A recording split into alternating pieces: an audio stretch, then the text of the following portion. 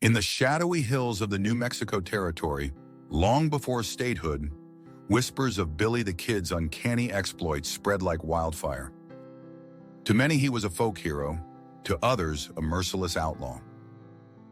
But there were darker tales, stories only told in hushed voices around campfires, that hinted Billy wasn't entirely human. It all began in Lincoln County in 1878 during the infamous Lincoln County War.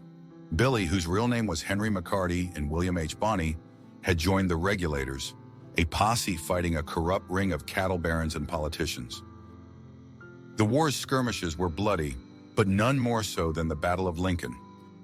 Witnesses claim Billy didn't just dodge bullets. He predicted them, moving with an almost otherworldly agility. Like a man possessed, one survivor muttered, crossing himself. Billy's enemies began to suspect his uncanny luck wasn't luck at all. According to an old Apache tracker named Eligo, the kid had made a deal with the devil in a cave near Fort Sumner. The story went that Billy, cornered by bounty hunters with no escape, had stumbled upon an ancient petroglyph carved into the cave wall.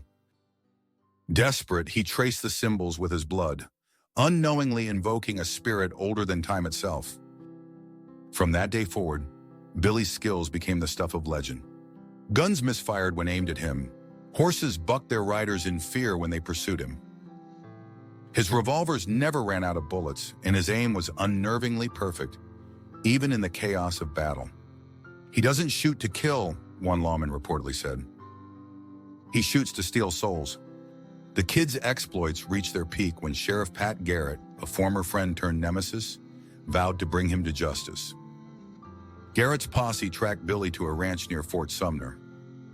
On July 14, 1881, the sheriff claimed he shot Billy dead in a darkened bedroom, a single bullet striking him just above the heart. But what happened next chilled Garrett to his core. As Billy's lifeless body hit the ground, a thick, sulfurous mist filled the room. Garrett swore he saw the kid's shadow rise, laughing, its form twisting into something monstrous. "You think you've won?" the shadow hissed. "You've only set me free." Then with a burst of heat and wind, the shadow vanished, leaving only scorch marks on the floorboards. Garrett told no one of the incident, but those who visited Fort Sumner in the years that followed spoke of strange occurrences. Ranch hands saw a ghostly figure stalking the plains at dusk, its spurs jingling like funeral bells. Campfires were extinguished by unseen forces, and cattle were found slaughtered with no tracks leading to or from the scene. In the decades after Billy's supposed death, sightings of a young, grinning gunslinger persisted.